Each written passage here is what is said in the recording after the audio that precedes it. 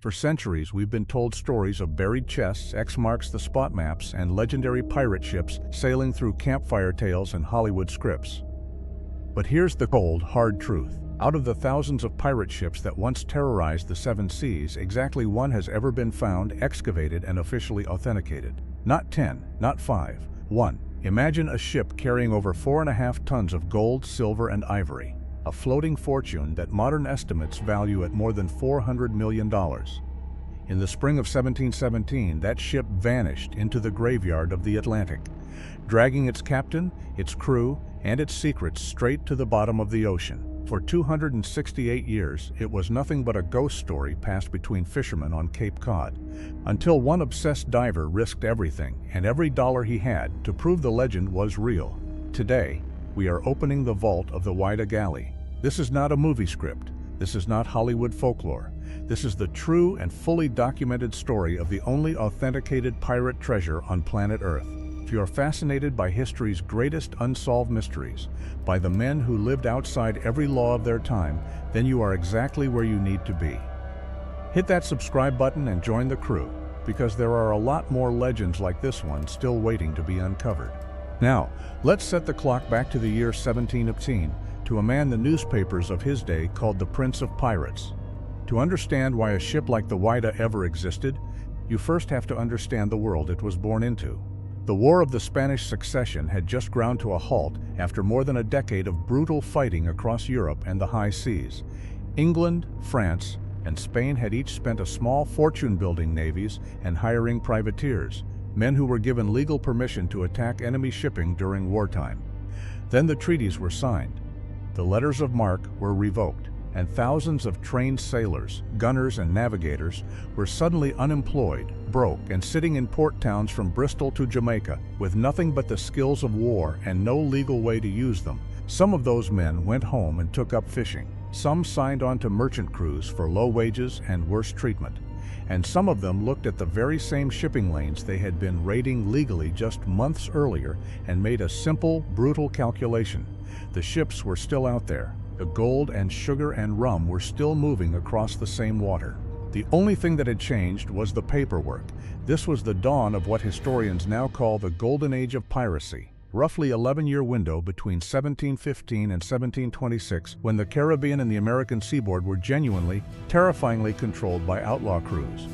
This was the era of Blackbeard, of Calico Jack Rackham, of Anne Bonny and Mary Read. These were not fictional swashbucklers invented 2 centuries later by novelists. They were real, working criminals who built an entire underground economy out of stolen Atlantic wealth, and every trading nation on the ocean feared them. Samuel Bellamy stepped into this world right at its beginning, and the way he stepped into it tells you almost everything you need to know about who he was.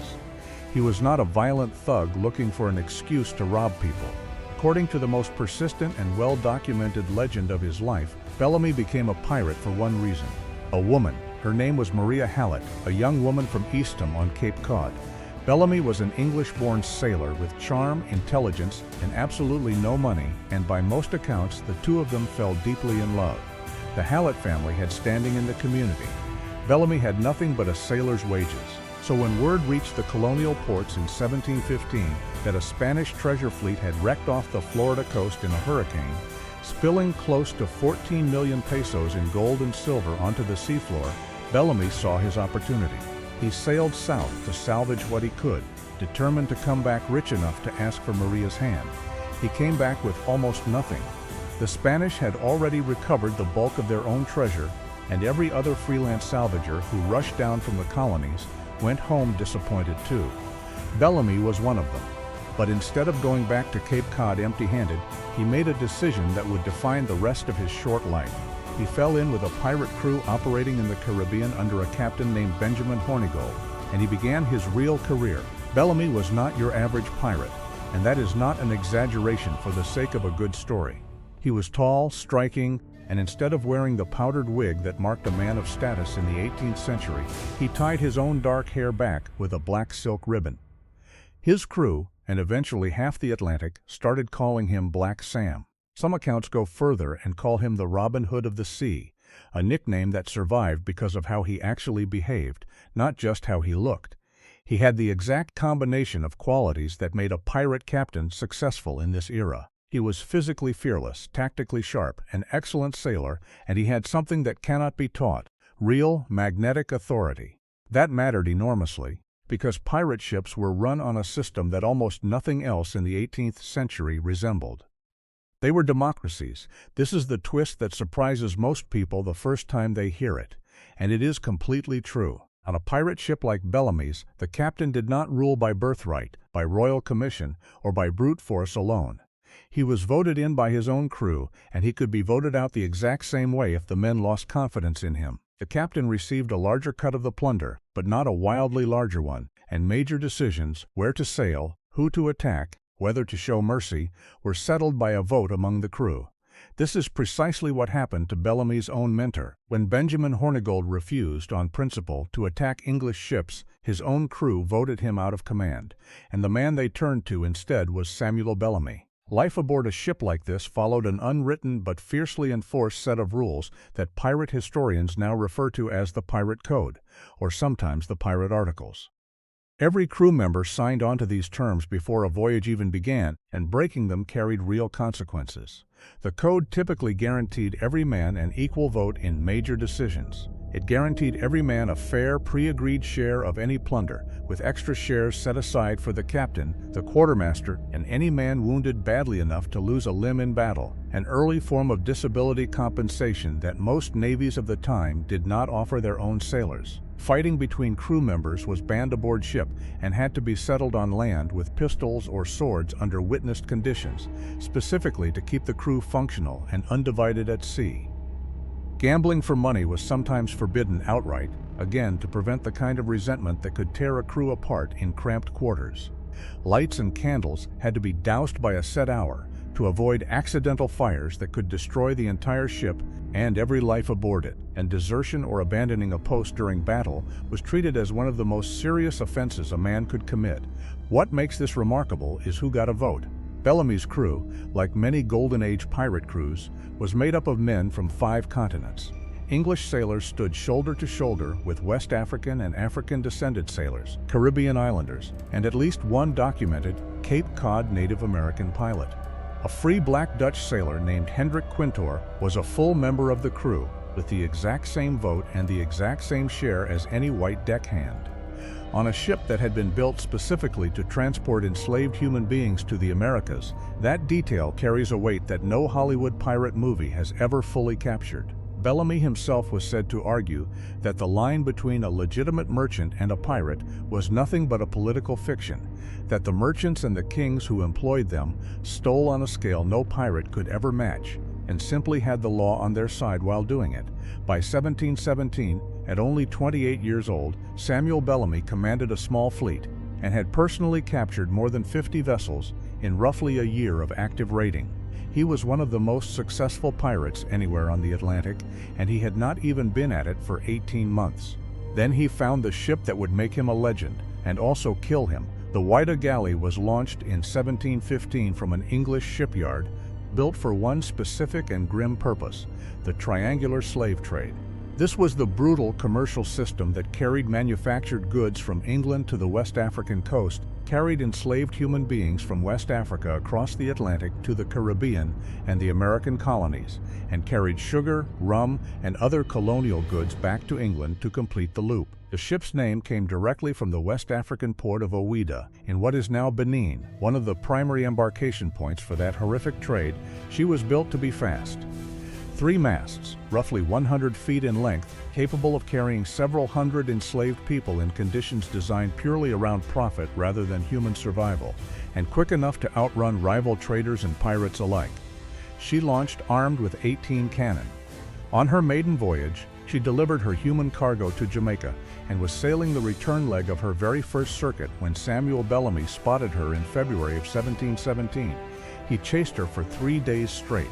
The Whydah was genuinely fast, fast enough that in different circumstances she might have outrun him entirely. But Bellamy had multiple ships under his command and could coordinate them, cutting off her angles of escape and slowly hemming her in across the waters between the Bahamas and Cuba. After 3 relentless days, her captain, Lawrence Prince, made the calculation that surrender meant survival and resistance meant death. He was right. Bellamy was not a man who slaughtered crews that gave up without a fight. He took the ship, put Captain Prince and his men safely aboard a smaller vessel so they could reach port, and claimed the Whydah as his new flagship. For the weeks that followed, Bellamy raided aggressively along the American coastline, capturing prize after prize, transferring their cargo and their most valuable crew members onto the Whydah, and accumulating what later archaeological evidence would confirm as the single largest concentration of pirate treasure ever documented in human history.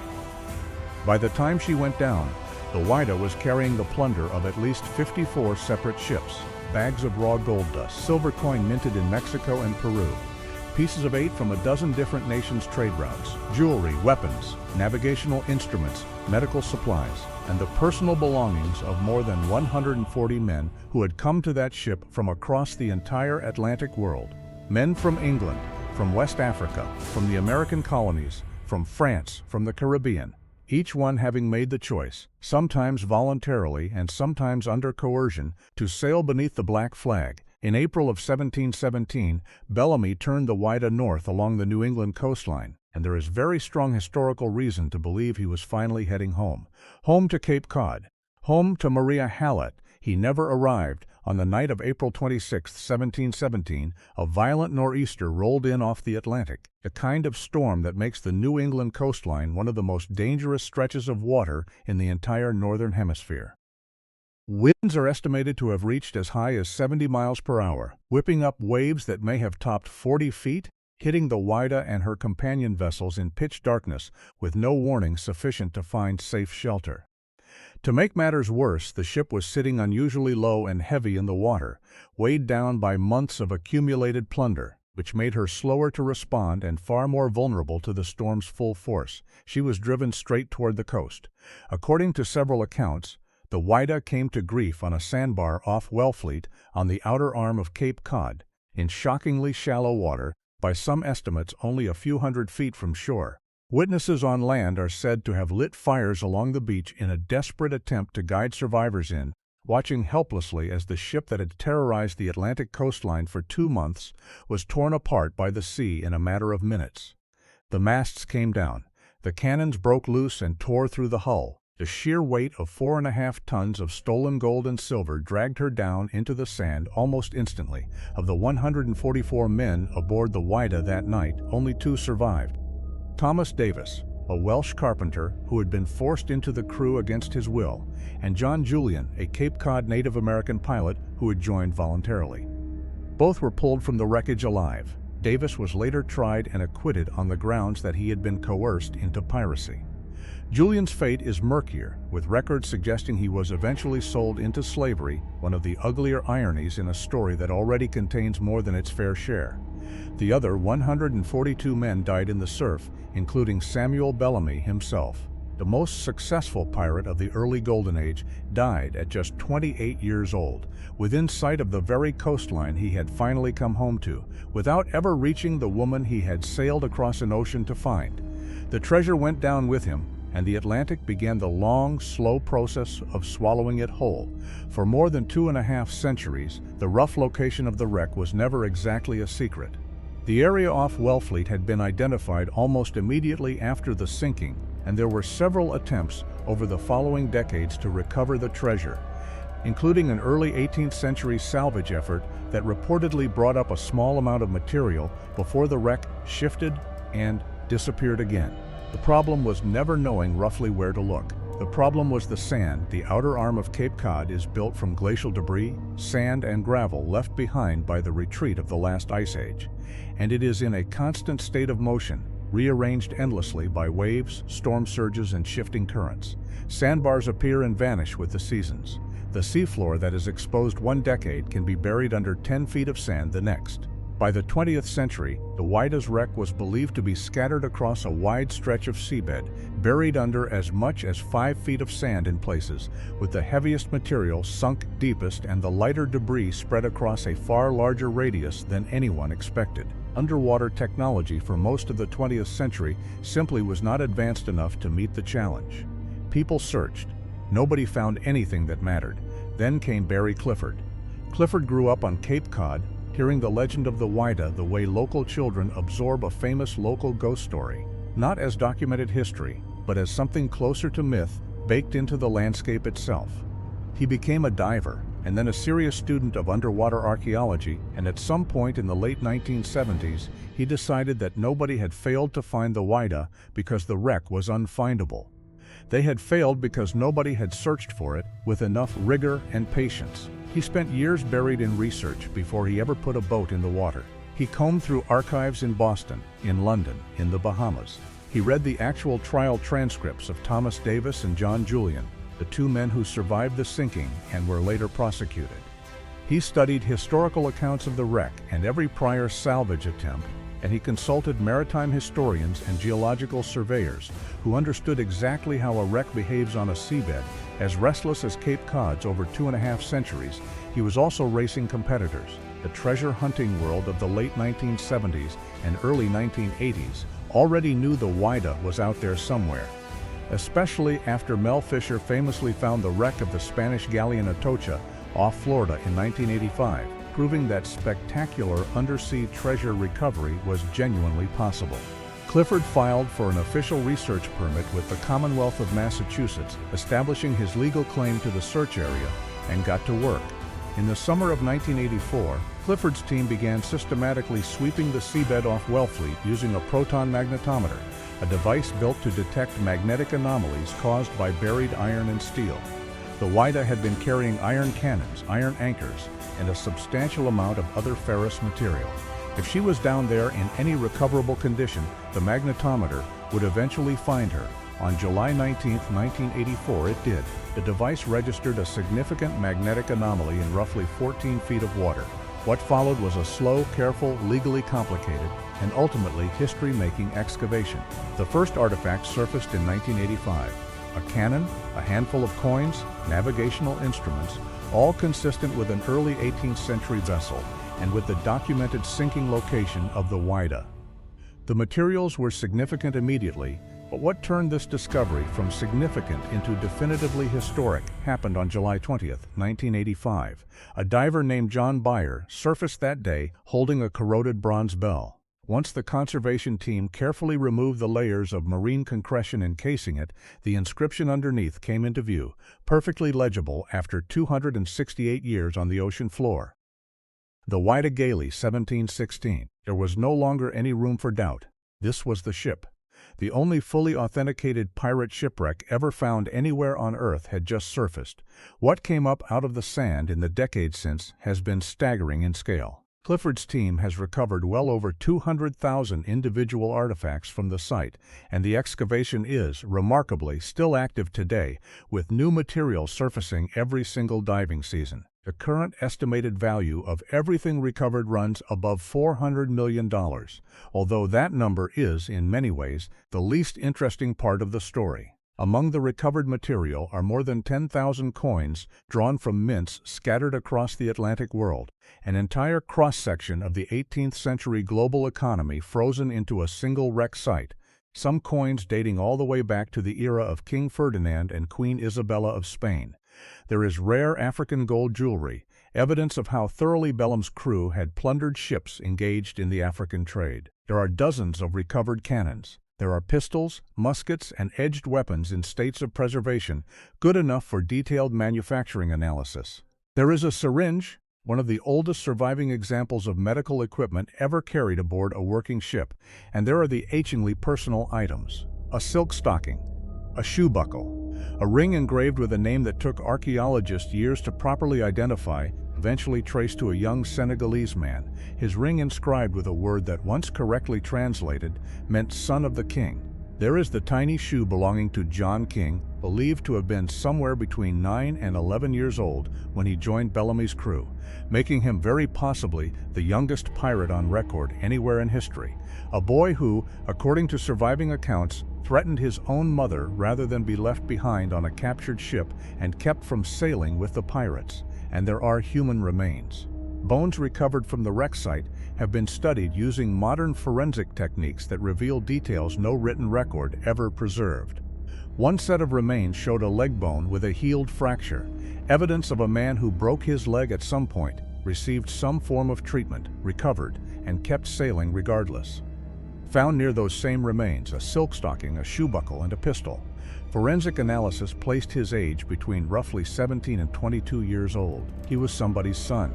His name is lost to history. He sailed with the most successful pirate captain in the Atlantic, and he died in 16 feet of black water on a stormy April night in 1717. For 268 years, the sand kept him exactly where he fell. Now he is part of the permanent historical record of a moment that was far more complicated and far more human than any legend ever gave it credit for. Barry Clifford has never sold a single artifact from the wreck.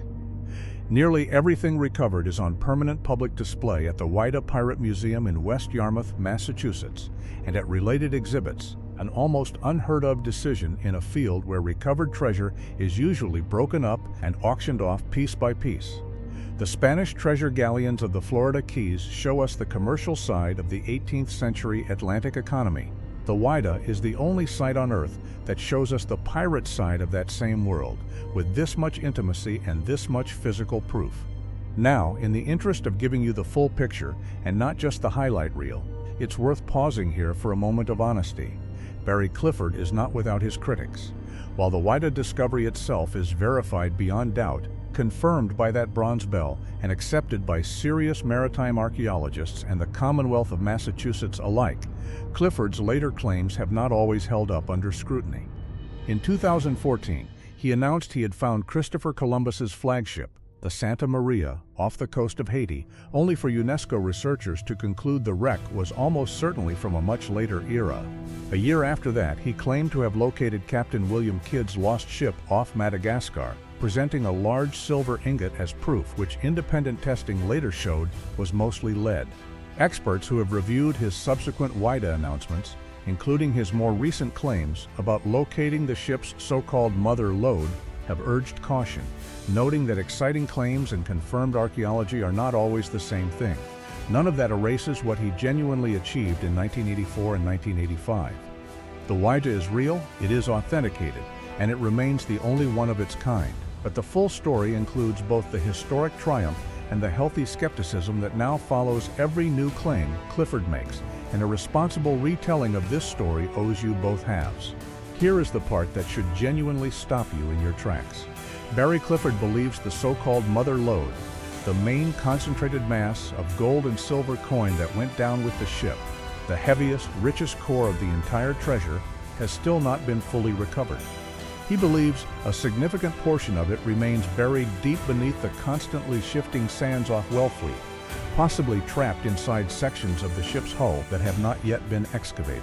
Clifford himself has said it could realistically take more than a lifetime of diving seasons to finish the job properly, and that there is no shortcut through sand that has spent 3 centuries rearranging itself. The Whydah Gally is more than gold and silver pulled out of the Atlantic. It is the only physical time capsule we have from a brief, strange window in history, when a multinational, multiracial crew of outcasts built their own version of democracy at sea, centuries before most of the nations they came from would even consider extending that same idea to all of their own citizens. It is a ship built to enslave human beings, captured by men who claim to despise that very system, sunk while heading home to a woman who never got her sailor back, and rediscovered by a boy from Cape Cod who decided a local legend was actually a solvable problem. The ocean is still holding part of its secret. The sand off Wellfleet has not finished giving everything back. The only question left is who finds the rest of it, and what it teaches us when they finally do. Thanks for watching, and we will see you in the next deep dive.